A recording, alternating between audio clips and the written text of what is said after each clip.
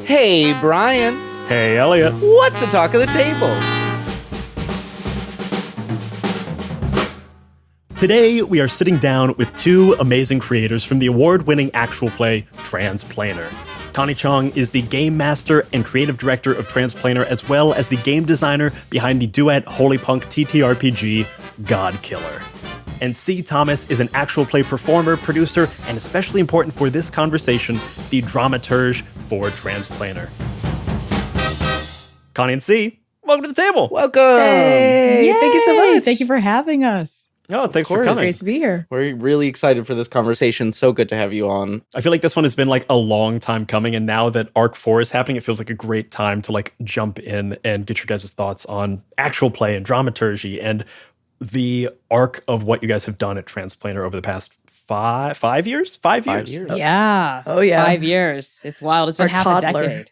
Wow. Our literal child. It's when you start putting things in that kind of time frame that it's like, oof. More than a degree. Could be a toddler. Time, can you? This past June, the anniversary, it kind of hit us in the face like a brick, where I was like, oh, wow. Right. Yeah. Whoa. The brick at Stonewall came for us. It smacked us in the face. So 5 years. The two of you have spent 5 years in this creative partnership among many other titles that you have at Transplanar of GM and Dramaturge. And we want to dig in on this relationship, this role of Dramaturge, how it plays into how you think about AP, how it connects to your AP ethos at large, and then connect that to this latest arc of Chaos Protocol.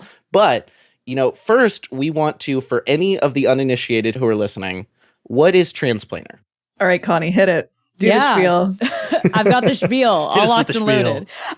Transplanar RPG is an all transgender, people of color led, dark fantasy actual play channel telling stories set in an original, non-colonial, anti-orientalist multiverse. As we mentioned earlier in this chat, we've been doing this since June of 2020. So over 5 years at this point. We started with a homebrew D&D 5e kind of campaign that as that went on, the more we did it, the less interested in D&D we became. And we haven't played that game on our channel for years now at this point. After that wrapped The Second Stranger, which was how everything began. We produced God Killer First Blood. This kind of coincided with when I released the Ashcan of God Killer. And then we've moved on to the Chaos Protocol, which is our current main campaign. Each arc of the Chaos Protocol follows the same three main characters, the same three core PCs, but across a different plane of existence. So we use a different game system for each arc, as well as we feature a different artist for the character art. And we get to kind of play in different genres, a different tone, grapple with different themes, but there's like an overarching campaign spanning mystery and set of core themes that act as like a grounding through line, dramaturgically speaking, for the entirety of the Chaos Protocol. And as of this recording, we've just embarked on the premiere of Arc 4, and we have 8 arcs planned. So this marks kind of our entry into the midpoint of the campaign, which is a really big deal for us. It's wild to look at something that is already so big and expansive as Transplanar and be like, oh, you guys are at the halfway point. Just getting started. Yeah. Long-term and long-form storytelling is really our bread and butter. We've done some mini-series and one-shots, of course, and we really enjoy producing those things, but kind of the heart of our show has always been in like the really long boil. Yeah. It's the thing we feel like we're missing from our creative expression is we want to get into long form. We do so much short form but we love long form as like consumers. So yeah, that's awesome. Yeah, we just got to find enough time between all of our short form to do a long form. Yeah. Yep. That's the hard part of it. It's the hardest part. I'm curious, especially when you guys are looking at such a longer timeline of like 8 arcs of having this massive thing planned. I'm curious what were your artistic goals for the show when you started? And then how have they evolved over the past 5 years and over the first 3 and the start of this 4th arc of the Chaos Protocol? So our goal, I would say, for everything we make, long form or short form, one shot, mini series, main campaign, is always to tell a really great story. That's kind of our guiding principle first and foremost. And then to tell a really great story well. both in terms of like the artistic and creative process that goes into it, but also in how we treat our cast, how we treat ourselves, how we treat everyone else involved in the production. And it's really important to us that everyone is on the same page creatively, that everyone is aligned with like a core vision of what the story is all about. I mentioned earlier kind of the tentpole guiding themes of chaos that kind of act as a through line for all of the arcs. That was something that C and I came up with from the very beginning of the Chaos Protocol. We had a general sense of the premise. We knew we wanted to use different systems across each arc. And we wanted it to kind of be like an AU sort of situation where like, you know, you'd have the Fursona season, and then you have the vampire season, and then you have the sci-fi space pilot season, right? That was like the sellable premise, right, for the series. But the heart of the series was always about the three core themes of grief, vengeance, and revolution. And those are like the underlying core principles of the narrative that we built our cast around that. So we chose our cast based on people we knew could really execute on those themes and would be really interested in untangling those themes, you know, over the course of months and even years at this point. I mean, the timeline between the start of The Second Stranger and the start of Chaos Protocol is really radically different, where we kind of walked backwards into the actual play space with Second Stranger, where we really kind of didn't really know what we were doing, but we had ideas, hopes, dreams, and a really poorly made overlay to go with it. And we just kind of went for it. And we kind of learned as we went. And then being able to take that very long, very beautiful, very resonant experience and then finesse it, look at what worked, what didn't work, what could make that beautifully strong story even more beautiful, even more strong, and apply all of that to how we ran production for Chaos and how we're running production for Chaos. So multiple session zeros, a really, really thorough like pre-production process for the show. And like Connie said, being really clear about what our themes are, what elements that we're telling through the story, casting for that, speaking clearly and plainly about that. But also I think one of the fun, important things is not just making themes, but making a thesis statement about your themes that everyone in the cast is on board with. So not only do we have our themes, grief, vengeance, and revolution, but we also have thesis statements, what we are trying to say about those themes through the story. And I think generally speaking, Transplanar and the Chaos Protocol in particular takes a very artistic forward approach to actual play, more so than an improvisational friends at the table style way of doing actual play. I love both, but for me, what really sings and what really resonates and what I'm really interested in pursuing is a artistic craft medium of telling a story through actual play. And in that way, we get into interesting pieces of craft and how to build narrative thoughtfully, intentionally, with design and with improvisation in mind. And I think Connie and I are both primed in interesting ways to tackle this as people who are, I won't speak for you, Connie, but for me coming at this from, I am a dance history and performance major. That's what I studied in undergrad. I also had an art history minor. I walked on stilts a lot. I did a lot of very, very weird experimental physical theater and have always thought about and made art in a visceral and physical way and used improvisation in my dance and theater works. So being able to bring those elements into actual play to be like, okay, how do we not script, but choreograph our way through this story? We know where we want to go across the stage, and we don't know exactly how we get there, what exactly the moves or the steps are, but we know that we're going in a certain direction. We want a certain staging. We want to say something. We have themes and we have thesis statements about those themes.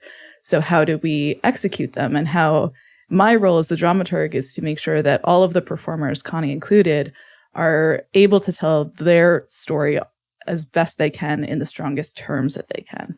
So my role is really as a support beam for the story that everyone wants to tell together to make that an easy, interesting, fulfilling process. I love this sentence that you just said of, we're not scripting, we're choreographing. I feel like that is like the thing that's going to stick in my head. For throughout this conversation, it feels like the real encapsulation of this role of dramaturg, which I think is like we're naturally transitioning into talking about a bit more. And I think, you know, to bring like what we do into the conversation, I think there's this interesting thing where at My First Dungeon, we use producers, on all of our seasons, and our producers support the GM.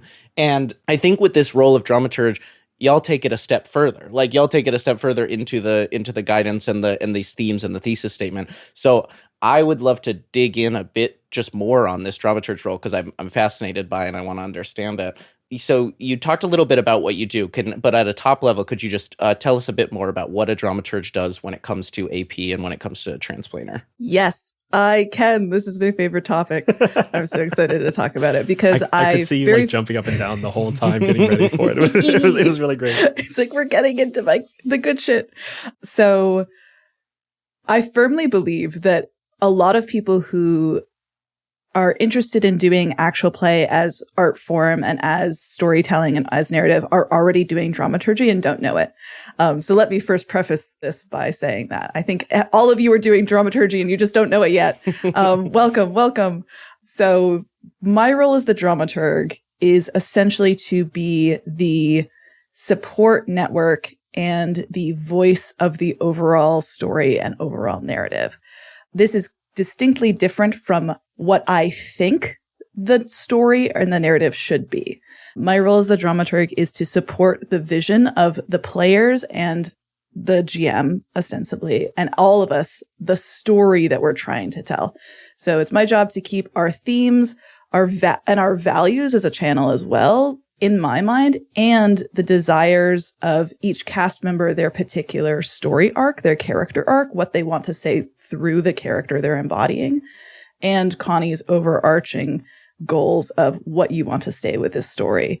And what I do basically in week to week is I'll meet with Connie where we'll talk about our goals kind of for the next episode / the next few episodes, where we'll say, okay, we're starting arc 4. Here are the things that we kind of need to do to set up this arc. Here are the thematic foundations that we're laying. Okay, where do we want them to go in this episode? Connie will bring a lot of GM world building, prep, lore, narrative, plot to me.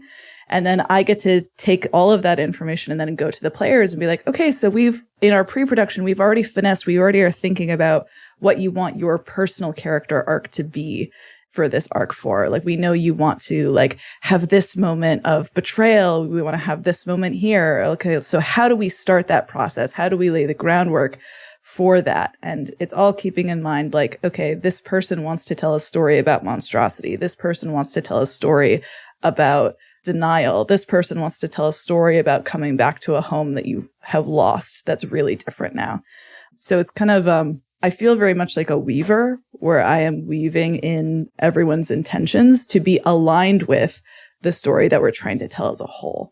Because there are a million different mini stories happening inside of each character and each moment in each world that we go to, and braiding them all towards something that is not just narratively satisfying, but also narratively impactful for the audience as well. Something that is legible, something that can be braided together to be also received well by the audience in the way that it is intended by the performer. Yeah, if I can jump in quickly here and also mention from my perspective as the GM, I really see C as the crucial connective tissue of the channel, where they bind me and the players together because they're the player liaison essentially. They take my notes, they filter it through their dramaturg lens, and then they present stuff to the players hey, so Connie has some stuff planned for instance, a travel moment. Right. So some things that might be useful for you to think of as a player is what might your character be doing on this travel? Right. And think of all the things we're trying to accomplish for this arc and the things you're trying to accomplish for your own character. They'll have that dramaturgy meeting. And then C will bring all those notes from the players, filter them through a GM facing perspective, and then come back to me and be here's what all the players want. And here are some ideas that came up for me, knowing what I know about your prep and the player's desires. So they're both the connective tissue, and they're kind of almost like a think tank. They come up with cool ideas, right? And ideas for the direction of the story. You're the storm full of brains. And one word that really has been percolating for me through everything you've been saying, C, is cohesion. Because I think for me, one of the big challenges of, for instance, a home game is cohesion, because you have 4, 5, 6 different players at the table and the GM. And it can be fun, especially if you're playing kind of like beer and pretzels game, right? But it can also be, especially if you're the kind of person that likes having a strong story, it can be a little frustrating or difficult when it's like 6 different people doing 6 different things. They might be interested in each other's stories, but they're exploring radically different ideas, and they might have radically different approaches to solving a problem, which is fine. I think that's totally fine, and that's where a lot of the fun of a tabletop role-playing game comes in. But when it comes to what C mentioned earlier, our approach to actual play, Transplanar's specific brand of storytelling, we like for things to be a bit more cohesive. We like for every important thing that happens in the show to matter in some way. Like, that's why I don't really do random encounters, right? No matter the system. That's why I don't just kind of have we don't just have random scenes that happen that kind of go nowhere, right? It's important for us that every scene serves a purpose, whether it's to reveal character, deepen the lore, push the story forward, or ideally all 3 in some way. It's an interesting thing I'm imagining where there's this version of what you're doing, C, that is kind of like, I could see somebody being like, well, everybody could just say everything about their character that they want to do. We could just be like, let's put it all on the table and talk about it. But I feel like then you're playing a GM-less game, which is a very valid, cool way of playing, and having just like that. But like you said, the artistic approach means that you have to craft the amount of information both sides have a little bit. Does that feel true to you? Like there is a limiting of information between those sides in a fun, artistic way? Yeah, sometimes. I think there's definitely a finesse that comes with it too, of especially because it is a long form game. So the idea that we could just kind of go for it means that sometimes if folks just went for it. One of the funnier things that happens in Chaos, Arc 1, 2 characters have wanted to do a romantic slow burn. And by Arc 1, Episode 5, I sat them down as the dramaturg and I was like, you need to go slower. You are burning this slow burn so fast. I love you both. I know what you're doing. You are having so much fun together. But if you want to have this narratively satisfying slow burn, which in pre-production you told me that's what you wanted. So I'm here to be the person who tells you that this is moving a little too fast. So let's pour a cold bucket of water on this fast burning fire and let's slow it down. So there is some level of negotiation that happens too, of okay, we want to have this big character thing moment happen, but what I love about long form is that the longer you set something up, the more impactful the payoff actually is. So in order to have a huge character moment that feels narratively satisfying, you need time to set it up, and to set it up well, and to set it up thoughtfully, and to hit all of these little tiny beats before you get to that big moment. Because it's not just that big moment. It is the framework around that big moment that makes it impactful and makes it really narratively satisfying. And I think there is a lot of work that I do on I think both ends, both with Connie and with the players, to find that pacing in a lot of ways, kind of the long-term pacing of how the arc goes, how personal arcs go, and how plot arcs go as well. I'm also seeing this kind of as translation, in that there is the direct translation of a thing, of translating one word to another or one point of view to another, but also translating intention, and translating intention with the nuances of what the GM is thinking about and what the players are thinking about. That you may be saying the exact same thing, but the words to use them, the messages you have to convey to each side, will be wildly different based on what information is needed from each. It also really resonates with how each dramaturgy meeting with every cast member, even outside of Transplanar, other dramaturgy that I've worked on for different shows, every style of even weekly meeting that I have with every person, even on the same show, is radically different. And how people interface with doing dramaturgy with me. Sometimes it's a thoughtful bullet point of here are the questions that I have. See, what do you think about this? Okay, here we go. Sometimes I am just screaming and throwing knives at the player back and forth. We're just oh my God, what if it was like this? Ah! And that's how it goes. And both are really generative and really fun. And then they get funneled into how I talk with Connie, and then how I go back to the players, and how I do their session overview, and so on and so forth. It's really fun.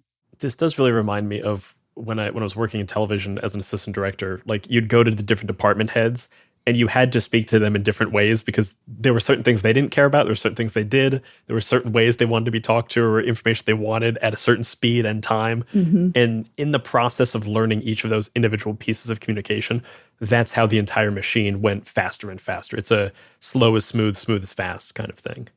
Yes. And then you make a movie. Yeah. And then you make a movie. 6 scenes And then you make something cool. Yeah. And then you make an actual play. See, what you're saying really resonates with my experience in narrative design, actually, in video games, is this very interdisciplinary approach to making a really cool thing.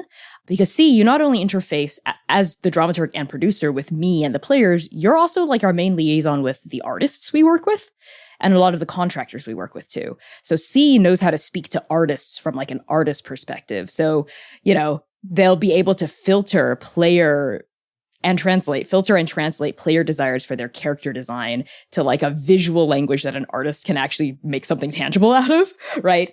And they're able to kind of juggle the language of all of these different disciplines and interface with us in the ways that we are most able to hear them.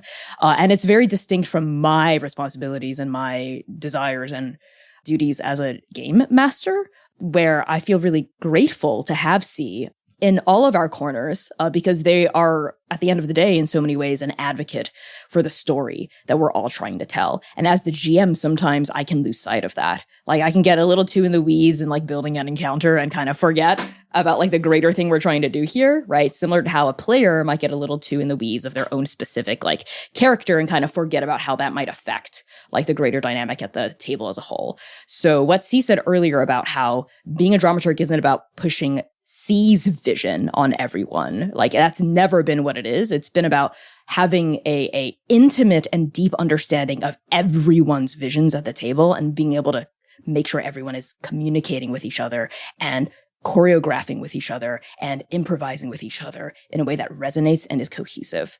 And I think at least the way that we do dramaturgy, it takes a very specific and knowledgeable skill set to do. I don't think I could do C's job, to be quite frank. Like it would be really hard for me for various reasons. So I feel really lucky that C is here. I want to ask Connie more on that. You mentioned in there like how it changes your role as a GM. I want to dig in on that a bit more because like a lot of people listening are probably GMs, maybe for actual play, maybe for home games. I'm curious, what does it allow you to do more of, and what does it allow you to, you know, not have on your plate that makes you like a better GM in your vision? It really allows me to kind of hit the ground running with my prep, because I already know what the players want and what I can plan towards. Because in my experience with, for instance, GMing a home game, or back when I was still GMing professional games, which I stopped because I hated doing it. I just burned out so quickly, is kind of the big bottleneck, like a choke point for me in my prep process, was talking to the players, to each of the players, and making sure that all of their interests were represented in the upcoming session and in the upcoming narrative. And that process just takes a lot of time, both for like practical reasons, like scheduling. Like it can sometimes be hard to get a hold of a specific person, you know what I mean? Or like it takes time to talk to someone and bounce ideas off of someone, and then like, you know, follow an idea to its terminus and then realize, oh, maybe that doesn't really work. Or what if we coupled that idea with this idea back here? Or, oh, actually, as the GM, I know this thing's actually happening in the background, so why don't we bring out the secret third thing to make it actually resonate in this direction? All of that C's able to do, and do really well, because they have access to my entire trove and all of my secrets as the GM. They have complete access to everything I have as the GM, and they're able to do all of these meetings with all of that knowledge in place.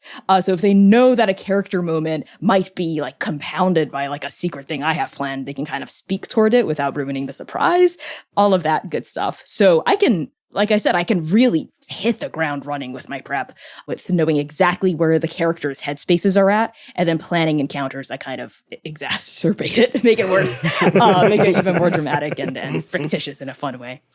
It's also like the biggest boon for having a dramaturg is kind of the biggest wish I hear from a lot of GMs, which is, I wish I had someone to talk to about this. Like, I wish I had someone to tell my big villain twist to, but the people I would tell are in my campaign. Like, I can't tell my players. So C is that person. We have an entire channel in our production Discord called Schemes, where we will put evil ideas in there at each other and like schemes. ideate on them. Evil ideas, and we'll ideate on them. And that is like one of the biggest boons and bonuses of having a dramaturg. Oh, I love that. I distinctly remember the first time that Abby, my wife, was in a game that I was playing rather than just hearing about the game, and like finishing a session and going over to her and being like, I can't tell you anything. You don't know what that spoon means. You don't know. It's so gratifying to have someone that I can tell the secrets of the spoon to. That was actually one of the big challenges for the Second Stranger, because C was a player in the Second Stranger. So they kind of took on a dramaturg role in the back half of the campaign because it was needed. I really needed help, I think, with like braiding the world together. But they could dramaturg everyone else, but they couldn't dramaturg themselves. That is, I think, one of the biggest things we've learned moving into Chaos. Is one of the questions I had was, do you want to play in this campaign, C? And at the end of the day, we decided, like, you know, we wanted C to be the dramaturg instead. They do occasionally play as an NPC. They like step in sometimes in front of the camera as an NPC that will recur, and is quite an important NPC actually. But we learned from the Second Stranger that for C to actually do their job fully, like they can't both play and dramaturg. I think it's a really difficult ask unless we had a second separate dramaturg dramaturging C, because I tried to dramaturg C for the Second Stranger, and that was kind of when I learned that I am not really great at the role. It's a lot of different skill sets. I'm curious to see, like, does that choice, how do you feel about that choice? Like, do you still, I imagine you would still feel like a player in some way. Like, how do you feel about that choice of, like, if I'm to do my job, I can't get in front of the camera? Like, how does that feel for you as a choice? I stand by that choice, and I'm really happy I made that choice, because I don't feel separate from Chaos. Even though I'm not a player and I'm not a GM, I can feel my presence in the way that folks are performing, and I can feel my story also as part of the story, right? In the way that I work with Connie as like kind of an assistant director / like co-producer in like the very big overarching, like, why are we telling this story? What is this story about? What does it mean? And even in the day to day, like, it's a new level of engagement and excitement that I get, where like I would have like a fantastic meeting with someone where they're like, oh, I know exactly how to approach this moment, and I want it to read like this, and I'm really invested in this. And to like sit back as the dramaturg and then watch them execute that moment more beautifully and more powerfully than we could have even imagined in that dramaturgy meeting, and knowing that it came from the fruit of that conversation that we made together is like so exciting.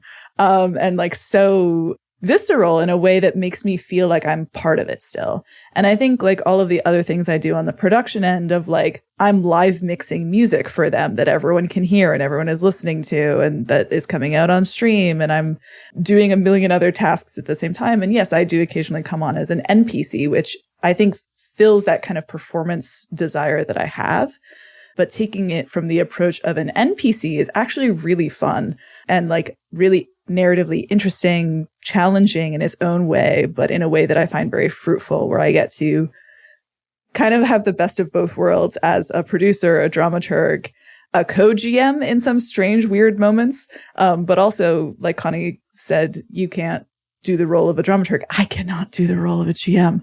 It does not spark joy. It does not spark joy for me, but I get to kind of have the best of both worlds in this role, I think. And I really stand by that decision. And I'm glad that I didn't try to be a player as well, because I think I would not be able to fulfill the role of a player in a narratively satisfying way for myself in a craft perspective or from a story perspective. I wouldn't be able to do either.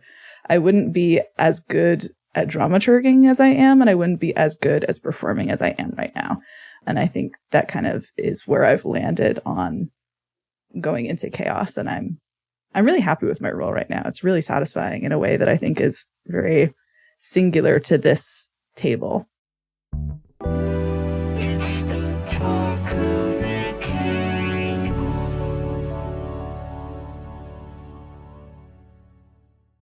Pocket Bard is a free audio app that helps game masters weave immersive sound into their games. Pocket Bard's design is intuitive and simple to use, but I don't want to just say that. I want to prove it to you here and now. So the rest of this ad you're going to hear is going to be live and uncut while I am actively using the Pocket Bard app. So to start, let's set the scene. Imagine your party has entered a new location, a small town. With just one click, we hear that ambience coming in, but maybe I want to augment the sound of that town a little bit. Maybe the crowd is a bit bigger than what we're hearing here. With just one click, I can add more crowd in. Maybe all of a sudden the skies begin to slightly darken and a rain begins. We can hear that rain start over here. Maybe that rain gets a little bit heavier. Maybe the skies darken even more and we hear thunder and wind whipping around behind us. And all of a sudden, the air drops, the temperature drops, everything feels a little bit more intense as all of a sudden you get to say those 3 magic words as a game master: roll for initiative. And with just one click, that combat music comes in. We can increase or decrease the intensity with the intensity slider. And there are even one-shot sounds that you can use, like the town bell tolling in the background, letting the town know they are under attack. Maybe your ranger is drawing their bow and firing an arrow. And maybe your spellcasters are slinging spells left and right. The whole time you are doing this with just little clicks on your phone. It is incredibly easy to use and very intuitive. It's something I could actually use in my home game to make my sessions more immersive and exciting. So if you want to learn more about Pocket Bard, you can search for it in the App Store or by visiting pocketbard.app.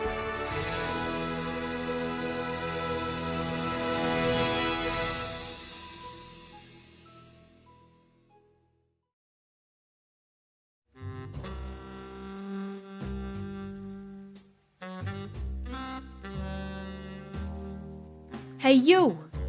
You don't look familiar. First time in this part of the city? I see that sneer on your face. Better wipe it off before I do it for you. This is home. This is the best place you could ever want to be. Whether or not this is where you meant to end up, you found yourself on a rather fortuitous street. You see that corner building down there? 3 floors up. Lamplight Investigative Services. Friends of mine, you ask? Loaded words you're throwing around this evening. Good people is what they are, though. Not a single one of them will admit to being nice. Something about duty, yada yada. A bunch of BS if I do say so myself. Who am I? No need to worry your pretty little head about that. I'm sure my name will come up in time. But go, see for yourself, 3 floors up, gold-gilded sign. As for Mama, don't tell him I sent you. She'll know what to do.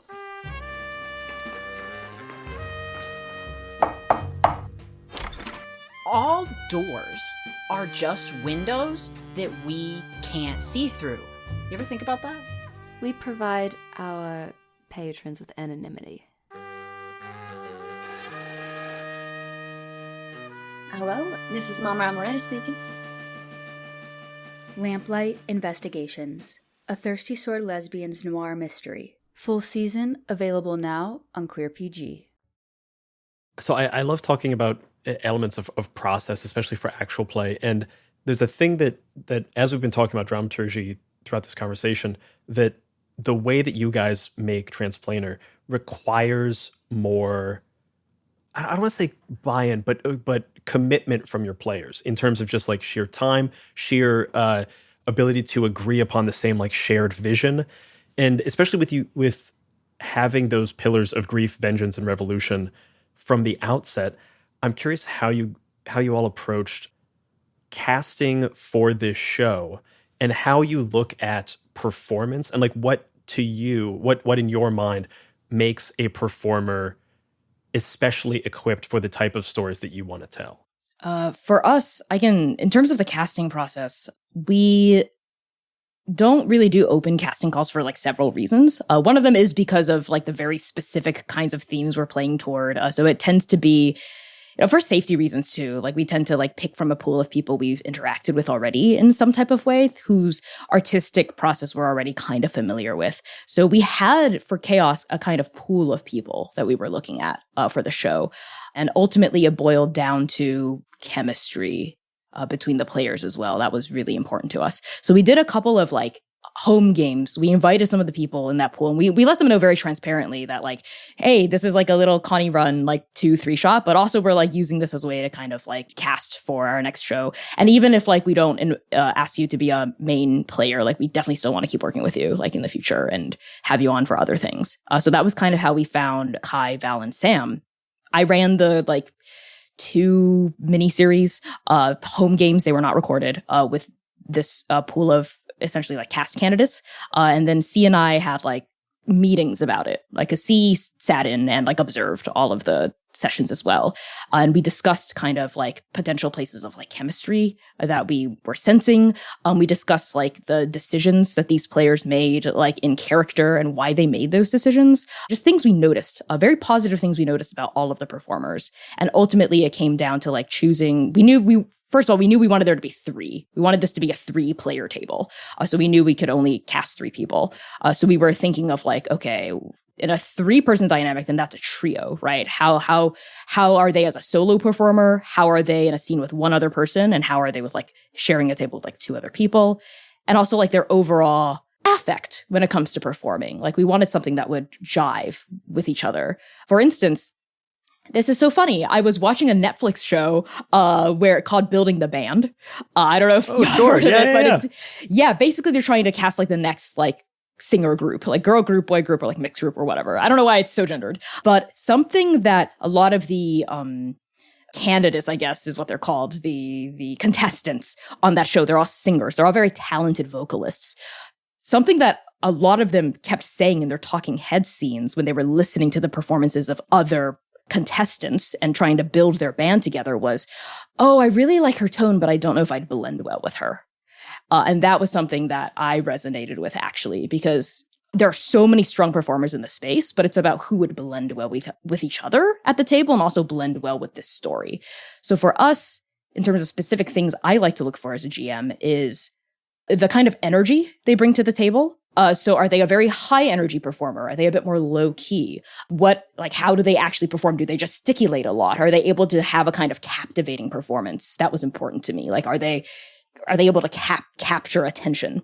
The second thing was, are they able to think about their character in a deep, rich, and nuanced way? So like, are they able to like embody their character and have like layers to it, right? Like embody their character with layers, but also be flexible with their embodiment of the character. Like if I threw something at them as the GM and I'm clearly inviting them to step into a moment of fear or a moment of rage, do they take it or do they resist it, right? Either choice is okay. It's the reason behind the choice, I think, that is most important. Like, are they resisting it because they're like, no, I don't think my character would do that?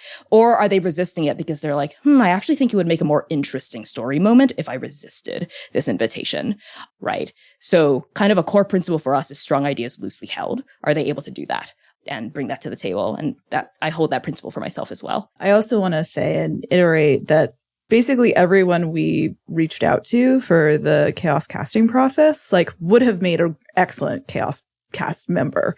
And it really just, it's the hard actual play casting thing of like, okay, there are only 3 main players. Because it really did just kind of boil down to some level of instinct, I think, too, of who do we really think would be able to do these like solo, duet, and trio work and aligned very well with the themes and the desires that we were already percolating on for chaos. And then to say like, well, I hope we get to play with everyone that we reached out to in many iterations and many different like directions and desires too. I do want to jump in just to say that I feel like when you say it was just instinct, it feels almost a little bit too casual because that was hard-won instinct by doing 6 or 4 to 6 sessions unrecorded just to test who would be good together. Like, yes, it's kind of that thing of like, it's easier to get lucky if you're throwing a lot of darts at the dartboard. Like putting in that amount of time is something that most 99% of actual plays are not doing. And so only have that one throw at a dartboard to find that chemistry, whereas you guys are doing significant amount of research to try to find that. That's a really good point, actually. I agree with that a lot too, because our pre-production process is hefty, not just for starting the campaign, but for each arc leading up, like the start of each arc. So we just came off of like a 5-month hiatus, and I will say clearly, we have been working on Arc 4 for that entire 5-month hiatus. We were working on Chaos pre-production for like 9 months, leading up to actually like bringing people in. Like launching the show. Yeah. Launching the show. And we had people working on like the pre-production for their characters for months. And we had like many multiple session zeros, very in-depth session zeros, where part of the casting process also included being like, hey, folks that we're interested in working with, here are the things that we're getting into with this story. They are not light, like you mentioned earlier, like this is a lot of work. Here is how you will be paid for that work. And I think just kind of like a sidebar is that we pay weekly instead of episode based. So we pay based on the work that you do that week. It's kind of how we frame instead of just showing up for the episode, because I think that better identifies how much work, intention, and desire and thought goes into an episode of Chaos. It's not just sitting down for the 3 hours of recording. It is also the dramaturgy meetings and the thinking about your characters so that you have stuff to talk about during dramaturgy and what you do after the dramaturgy meeting to prepare yourself and so on and so forth. But that's kind of an aside. No, it's a very good aside. But we came to the players with like basically all of that and be like, hey, this is a story about grief where you are going to experience meaningful grief, and we are going to dig into that with really kind of sharp teeth. It's going to ask a lot of you in a lot of ways. Are you open to that? Are you interested in that? Is that something that you want? If you don't, that's totally okay. And we'd love to have you as a guest spot or in a different show like that doesn't explore these kind of themes. But here's where we're going. Here's how hard we want to go. Are you down for that? And ultimately the Chaos cast was like, fuck yeah. Yeah, all of them 10 toes down. This. They were like, hurt us, please. We want this, right? Yeah, we're in for 8 arcs. Yeah. Yes, exactly. 8 arcs, years. We also told them like the time commitment too. We were like, hey, straight up, Stranger took like 3 years. This is probably gonna take like 2.5, 3 years too. They're all like, okay, sure, we can stream weekly for 3 years. We are able to do that. So very transparent from the beginning about the commitment, the payment process, the intensity of it too. And I think, like what you mentioned about how transparent we are about the themes it's an important part of our safety process too, where we're really clear to the players about how intense, how involved, and how serious the show is going to be from the very beginning. So we don't run into a situation where like we're a week out from premiering and a player is like, actually, like one of my like lines is death of loved ones. And we'd be like, no. That's what the show is about, right? Yeah.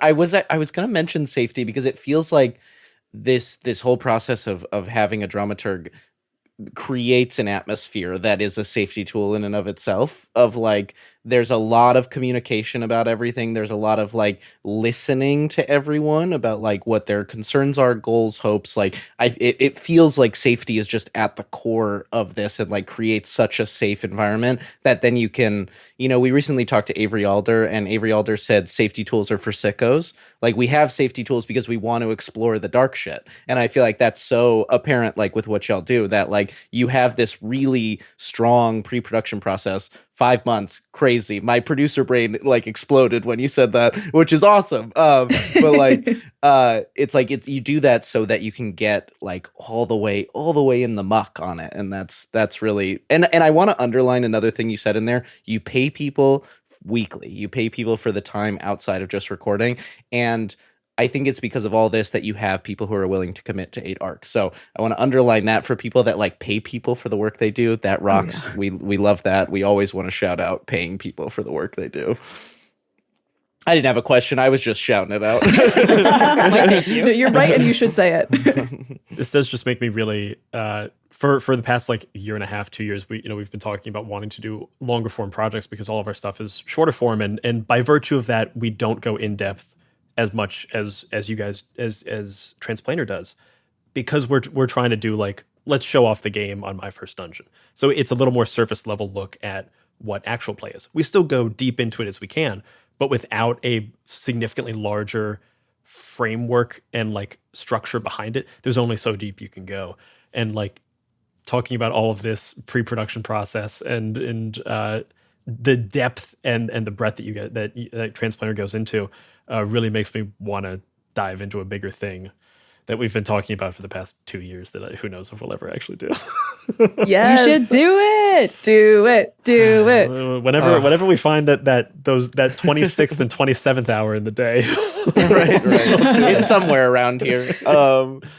I guess on that front, like, because we're kind of in this position, what would y'all tell shows that want to incorporate this kind of infrastructure into their actual play of like, it's like, so I'll speak as me. I would love to do something like dramaturgy for our shows.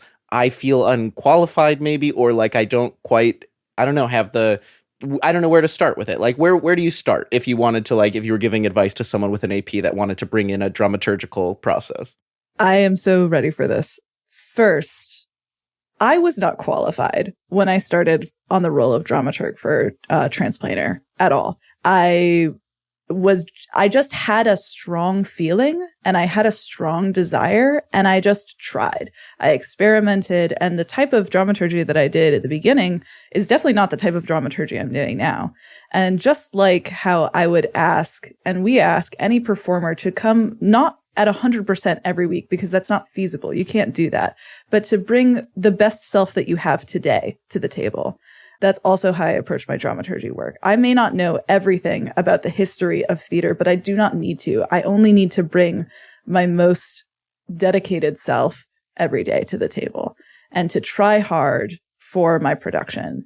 And I think ultimately, like, a lot of what my process boils down to is just, I care so much that it is no longer physically capable for me to not do it, right? No matter what kind of art form we were making, even if I never touched actual play again, I would need to make art. I would need to tell stories.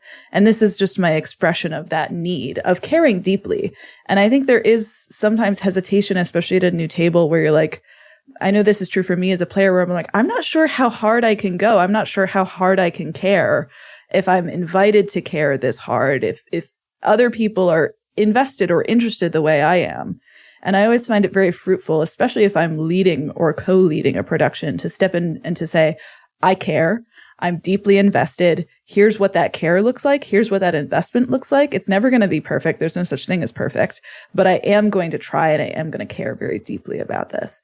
And this is the way that that's going to manifest. And stepping in with that kind of intention, instead of weighing yourself against some level of experience or expertise that I think is also unachievable. Like, I also don't have that, right?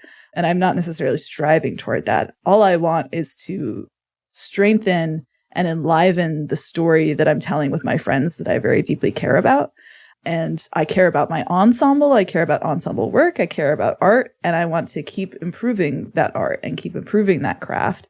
And my own craft as a dramaturg, I want to keep improving. I want to keep finessing how I give notes. I want to keep being able to have interesting conversations and resonate in ways that I couldn't before. Be able to pick up audience experiences and go, okay, no, I do know that. And it just comes with time and experience. And I think communication is key, right? Being able to take that first step and to be like, okay, here's how I'm going to care. And here's what it looks like. Here's what I want. Do you all want this? Could you want this with the right support? If you don't, that is totally cool. But when you do, I think that's where the magic happens, when everyone is on the same page of like, yeah, you're supposed to care a lot. Yeah, you're supposed to put in some hours here. That's what we're all doing. That's what we want. And I think a lot more people in the actual play space, especially on the narrative side of things, really want that. And to develop that table culture, that trust, that communication to go there, I think is the natural first step. And everything else kind of falls in line with practice after that. From my perspective as a GM working with a dramaturg, I would say if you're interested and you're either you want to be the dramaturg, which I can speak to less, or you're interested in bringing on a dramaturg and you're the showrunner or the GM or even a producer, I would say things to look for and things to think about in that process are, because dramaturg is such a flexible role, A dramaturg, I know, for instance, D20 has like a lore keeper, and so does CR, but they don't, as far as I know, they don't do dramaturgy the same way that we do. They just kind of keep track of what the GM says and make sure that canon is adhered to, right? So they don't like say a name that is actually not true, something like that. So is that what you're looking for in a dramaturg? Are you looking for someone to help you keep your notes straight? Because that is one role that a dramaturg can take, and they can let you know, like, hey, Connie, you said this date, but it was actually this date. Like, that can be helpful. Or are you looking for someone to help you essentially like co-create the world with you and also act as a liaison to the players and help them facilitate their character arcs in a way that is resonant with the greater GM story, which is always, for me, tied with the PC's stories. That is kind of more C's role. And if that's the case, then kind of what I look for in a dramaturg and what C excellently does is someone who is able to understand what we're trying to do with the campaign and in every part of their work advocate for that vision, because advocating for that vision ultimately also advocates for me as the GM and advocates for the players. So this tends to be someone, you don't need to have like a 1,000 years of history knowledge about the history of theater. Like, you don't have to know all the names and the dates of things in film and TV and all that stuff. More so is someone who's good at critical thinking. Has like a good critical analysis brain. Media analysis. Yes, if you have a friend who you love talking about film with, who like has interesting things to say about films or books, they're usually probably already positioned to be a really good dramaturg, because they're able to see like the themes and motifs of a piece of media and analyze it. And I think that is a skill set that every like good dramaturg that I like to work with has. Also, someone who because being a dramaturg, and this is like an undersung part of the skill set, is I think you have to be kind of a good people person. C is really good at managing people. Because they manage both like my both the happy sides of being a people person, the excitement and the thrill of it all, but they also manage like the more challenging aspects of it too. For instance, if we come off of a stream and someone is like, I hated my performance, and they feel really bad. And this happens to me not infrequently, like they feel, weird or bad. There's bleed, it's a lot of the times, this then comes out in our subsequent dramaturgy meetings, and C is there to make sure that players feel taken care of, that I feel taken care of as a GM, that we are able to still be like aligned with the story that we're telling, even if we do face challenges. And of course, to be able to manage differing opinions. So sometimes C will like carry an idea that I have as a GM, or like they know that there's something that we're trying to accomplish as like the GM here. And then a player will say something that's like, maybe like not super aligned with what the story needs. So C is then going to have to step into a position where they essentially communicate to the player, I love that idea. Here's why I think like the idea that you have for how to execute it might not make the most sense in this current iteration, but here are some ideas I have for how you could execute it that does make sense, right? And knowing how to say that in a way that can be heard and in a way that is respectful, of course, and prioritizes the player's desires. So I think those two skills are honestly more important than like knowing stuff and like having a lot of like formal training, I think. And Elliot, from the, by having the way that we make My First Dungeon, by having a producer on the outside, like I'm thinking back to our season of Die, that having you on a Discord chat that was like open in a corner and knowing that there was someone enthusiastically watching and exciting about what was happening was great. Like, you were able to give me like the technical things that I needed to know, like reminders about rules, reminders about time, all the stuff that just makes my physical job a little bit easier. But then also, like, when I'm trying to lay the track in front of me as fast as I can, trying to keep up with 5 players who are all doing very interesting things, all of the best moments that anyone ever comments on in that season were you being able to stand kind of 10 feet back and be like, hey, Brian, if you look up for 1 second, you can, from what you're doing, you can see the bigger picture. And all of a sudden it's like, oh, great. I can now cherry pick directly from this other person's brain and take this great idea that is... Elliot, you were already dramaturging. Yeah, I know, right? You're doing it already. I told you, Brian, did it already. What you said actually made me think, reminded me of actually one of... It's a little embarrassing, but one of the biggest and most consistent notes C has given me as a GM, and this is true, like they give the same note like arc after arc, because it's a thing I constantly need to work on as GM, is like, be present in the scene. Because I feel like as a GM, we're constantly juggling 1,000 things at once. That sometimes like I'll be like, okay, I'm setting up this encounter. Like the players are doing something really interesting. Like for instance, Zynon could be having like a really interesting character moment. And I'm technically playing an NPC in the scene, but I'm like preparing for what's about to come next. Or I'm like checking my notes. And I'll be like, okay, and the NPC says, yeah, sure, boss. But yeah, okay, da-da-da-da. And like doesn't actually respond or engage with the heart of the scene or what like the player is trying to do in the moment. So to no fault of the GMs, because as a GM, we are doing a lot of things all the time. There's a lot of stuff. Yes, a lot of stuff. There's a lot of stuff. So the dramaturg, I think, C really helps remind me of like, hey, actually, all that stuff you're doing is important, sure. But when you're actually running the game, make sure that you're actually in it with your players, because that'll actually help me respond and engage in ways that feel more like emotionally resonant, both as an NPC and in how I describe the setting and how I adjudicate outcomes, right? So that is another thing I'm really grateful to C4. And I think that's one of my dead angles as a GM that I've become aware of because of C. Oh, love that.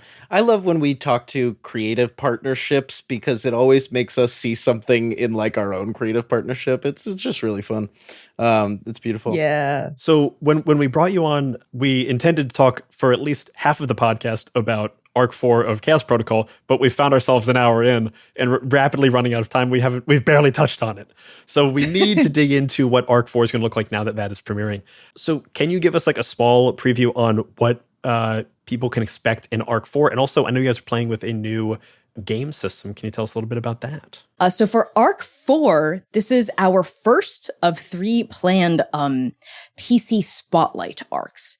So our first 3 arcs have been like general kind of arcs, right? That all players are involved with, of course. And Arc 4 focuses on one player character's backstory. We're actually going back to this character's backstory plane of existence that he thought was dead. Like he didn't know this plane of existence was still in existence. So that's like a big revelation that kind of happens toward the end of Arc 3. So Arc 4 is essentially a post-apocalyptic survival arc. And the PCs have crash landed on this planet. It used to be a beautiful green place, like very neon solar punk, right? Like a beautiful, like full of life and brimming with biodiversity. But there has been a climate apocalypse called the dust, also known as the drought or the wasting, essentially sucked all the moisture out of the planet. And now this planet is desiccated. It is gray. It is dying. And it's about to completely go kaput unless the players do something about it.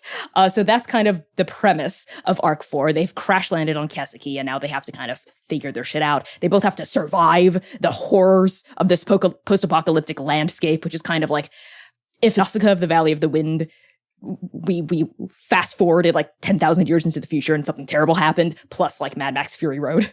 It's like those two things colliding with each other. And to that end, we're playing 12-Sided Studios' Force of Extinction, which as of this recording is currently still being playtested before the full game is released. And we're happily one of like the big kind of visible playtesting APs doing this system. It's basically a survival game about mutation and resource management. So they have a really cool D20 pool system, but it's a roll under. So you roll like a bunch of D20s and you're looking for a number to match or go under, like a threshold. And it's a lot of fun because nat 20s are bad here. You don't want a nat 20. You're looking for the nat ones, right? And it's dangerous. There's a lot of like fun stuff about evolution, a lot of fun stuff about the questions of the demands of survival and how far you would go to ensure your own survival and the survival of the people you love and care about. And if there are any lines you would not cross, if any, in service of that. And also questions about home, right? Because this is a homecoming for one of our PCs. Like C mentioned way earlier in the chat, it's about coming back to a home that you thought was gone, and now that you're back, it has changed, like irrevocably in ways that you could have never imagined in your worst nightmares. And how does that square up with your own vision of home? What does home mean? And what would you do to protect your home or to keep your home safe? So those are like the core arc themes we're kind of grappling with alongside the overarching campaign themes that are going to be really apparent here of grief and vengeance and revolution. Because to not spoil anything, you know, there are analogs to real world climate change happening right now and how climate change is being exacerbated and accelerated by capitalism, right? Overproduction, deforestation, pollution, all these things generating terrible climate apocalypses and climate disasters that disproportionately affect indigenous and Black and brown folk in the global South. That is very much something we're resonating with when looking at this arc. I mean, as at time of recording, there's a horrific hurricane blowing through Jamaica right now. Could you talk more about that, about kind of how you're helping weave these themes into this new arc and like amidst that context of thinking about the real world? Yeah, absolutely. I mean, even just because you brought it up just now, something that we talked about in our pre-production process, and I think spending a full hour talking about that actually frames how we talk and think about Arc 4 very well, because it all feeds into each other. But part of kind of the meta-textual and above the table intention that we're setting for this arc is that we're doing a lot of charity fundraising.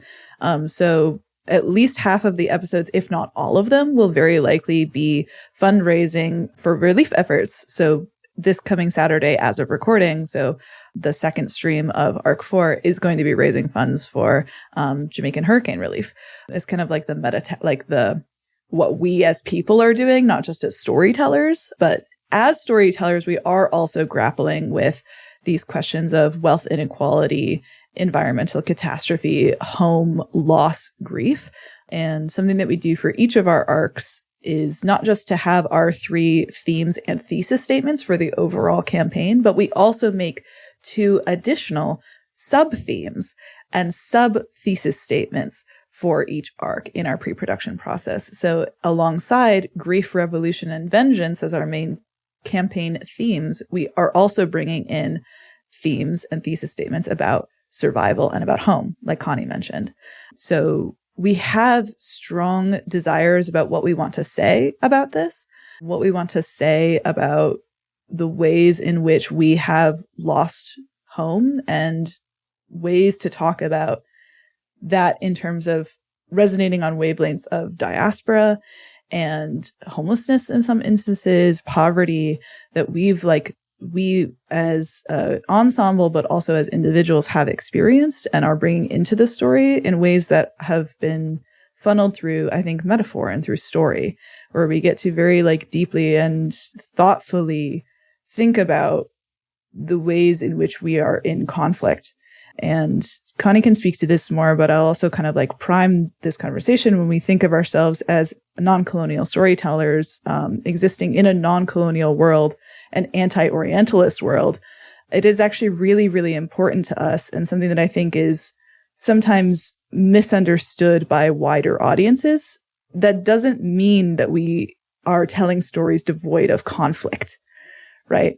We are imagining conflict beyond a colonial lens, right? And it is actually really important to do, because I hope when we live in a world where there isn't any fucking colonialism and there isn't imperialism and there isn't orientalism, we will still be in conflict with each other. That is actually a really important part of living, that there will be conflict, and being able to understand, think about, and process conflict, grief, loss, revolution, vengeance, violence through a non-colonial lens is really important to me, in being able to imagine the realistic and beautiful and desired world that I want to see, because I don't want to live in a world without conflict. I want to live in a world where I can meaningfully make change in response to conflict that exists. I'm never going to live in a world that is devoid of loss of loved ones. Everyone dies.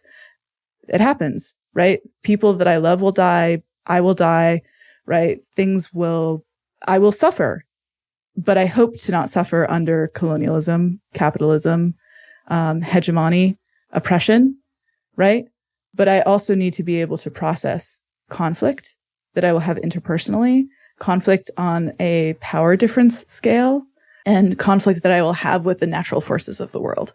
So this arc kind of starts to entangle itself and really kind of paint a deeper level of conflict.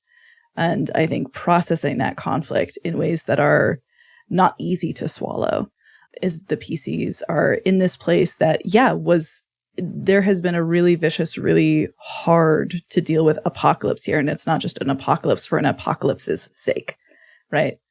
This happened for a reason. It was caused by many, many different layers, and there's no easy one thing to say like, oh, it's just the big evil bad guy, the allegory for capitalism. It's like, this is complicated in a way that I think we'll have to untangle in really complex ways.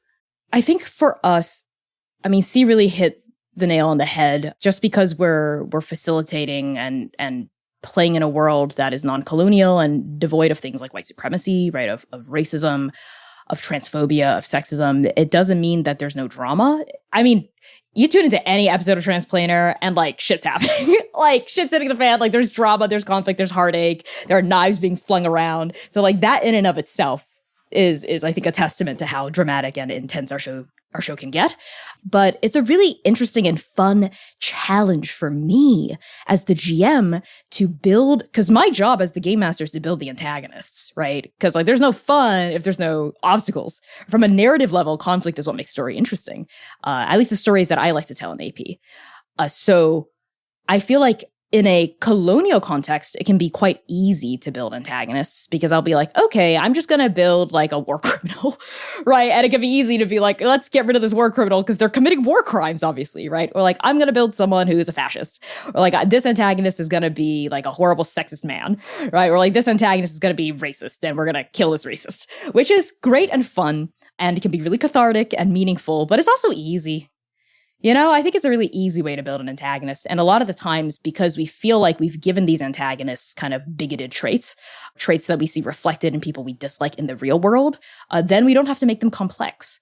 And in fact, I would have questions about how and why we would want to complexify, for instance, a sexist Nazi in our show. So I think it's unethical. I think it's unethical. Yeah, I think it's unethical to portray like a Nazi in a complex way, because then even if you're trying to question it or interrogate it, you're still humanizing them in some way, right?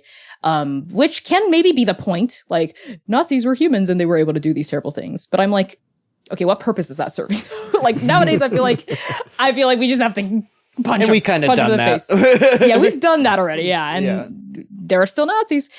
So I'm someone who really likes complex antagonists. I really love quote unquote bad guy. That's like, you like look at them and you're like, man, you kind of have a point though. You know, you look at them and you're like, wow, like I can really understand why and how you chose this path. Like I might have even chosen that path if I were suffering under the same context that you were, something like that. And antagonists that follow an internal logic that you can understand, you might even be able to empathize with, you might even in some respects agree with if things were different. And in order to do that, I think having a non-colonial world actually helps a lot. Because then my antagonists aren't metaphors for a bigotry. They're not stand-ins for fascists. They're not stand-ins for war criminals or anything. They're just people who have done some questionable or hurtful things, but for perhaps good reasons, or at the very least understandable reasons. And moving into Arc 4, that's very much going to be the case as well. Actually, what's really interesting is one of the conversations we had from one of our many session zeros leading into Arc 4 was we straight up told our players, hey, so on our campaign-wide lines is stuff like racism, sexism, colonialism, slavery, et cetera, but what's specifically not on our lines is classism and capitalism. We've always been okay with exploring questions of wealth inequality, interestingly, like divorced from structures of white supremacy, right? So one of the questions I asked the players was, hey, so Arc 4 is very plainly going to grapple with questions of wealth inequality. And in terms of like the quote unquote, the main antagonists of this arc, they're essentially kind of like space trillionaires, right? They're like space trillionaires, right? They're sci-fi trillionaires. So my question to the players was like, how nuanced do you want them to be? Because I would be happy to actually make them just like, hey, they're trillionaires and because of that, they're fundamentally evil. You don't have to feel bad about killing them at all. Or do you actually want there to be a bit more nuance, a bit more layer, a bit more complexity? And my players really thought about it, right? They really like sat there and they like had a good think about it. And they pretty much all of them came back to us and they were like, we actually want there to be some nuance here. Like we understand that the structures that enable the existence of a trillionaire are fundamentally evil, right? Because that it fundamentally relies on exploitation and wealth inequality and all extractionism, right? But in terms of like the arc-wide antagonists, they were like, we actually want to be able to to interact with them in more complex and interesting ways, like ways that might even resonate with our character arcs, right? Right. Like if a bad guy isn't just like an evil trillionaire, could they resonate with our own character arcs of having to do really bad things because there are no good choices in a world where you have to survive? Having to make decisions that will inevitably doom someone else. But if you don't, then you yourself might be doomed. And how could we also maybe see parts of ourselves reflected in these antagonists?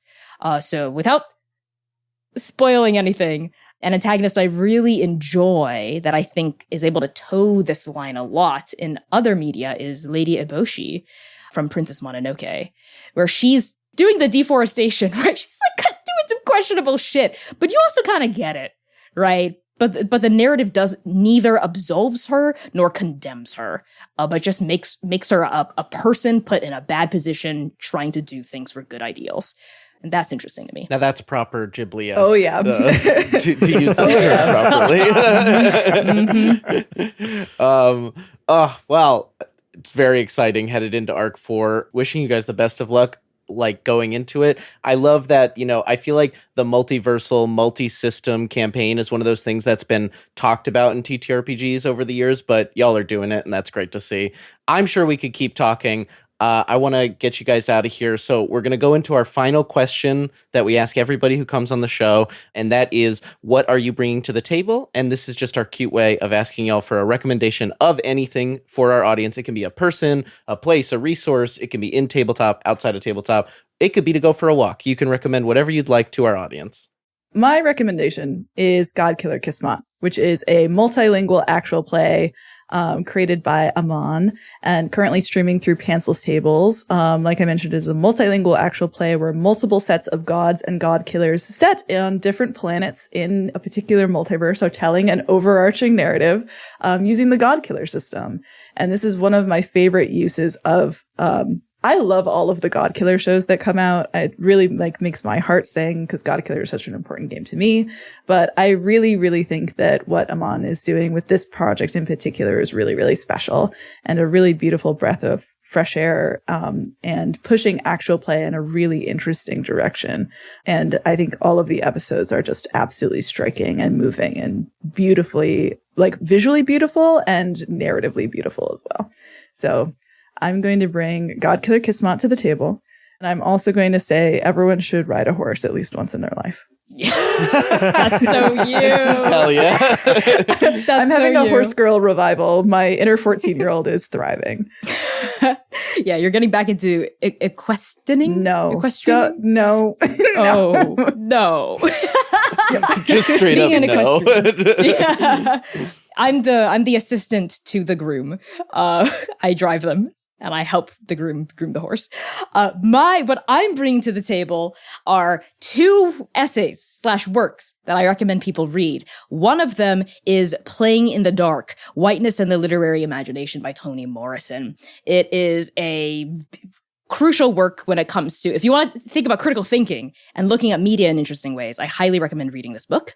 It talks about how whiteness is a point of view that is often invisibilized and cannot disentangle itself from blackness, by Toni Morrison. And I highly, highly recommend you read it. She really critiques and interrogates authors like Ernest Hemingway and stuff. And it's really, really interesting.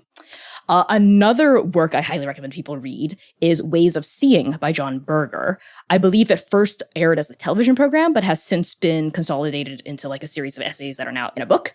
I read this in college and it really helped shape the way that I look at art and just look at the world, and how the ways we see the world, the ways we look at media is political and is biased. And as soon as we realize that, we're able to look at things in a more complex and interesting way. I would say these 2 works are pretty foundational to my understanding of non-colonial world building too. I would start there if I were you and you were interested in that as well. We will put all of those links in the show notes below, as well as links to Transplanar and where you can find Connie and C online if you're looking for them. Thank you both so much for coming on Talk to the Table. It was absolutely great having you. We have won way over time, and I'm sure we'll have you back to go overtime. Thank you again. both so much. Yay!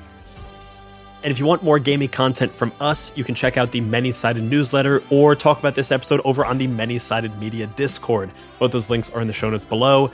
As always, rate, review, and follow Talk of the Table wherever you get your podcasts. And that's what the table is talking about. Bye-bye, everybody. Bye-bye. Bye.